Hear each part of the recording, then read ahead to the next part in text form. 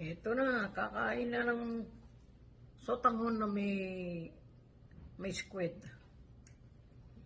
Sarap nito. Tagal ko nang hindi nakakain ito.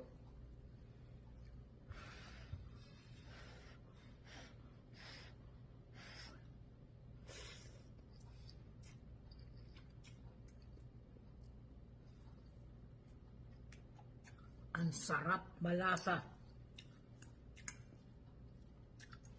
Ang sarap, Diyos mio.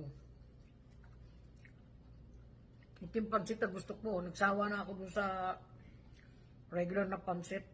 Nilagyan ko ng sabaw para may mahigop naman ng sabaw. Ang sarap.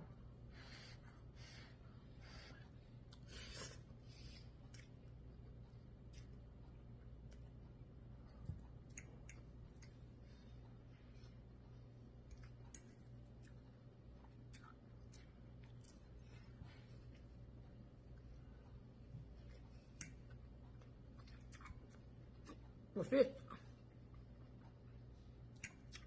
Pusit ito sa lata.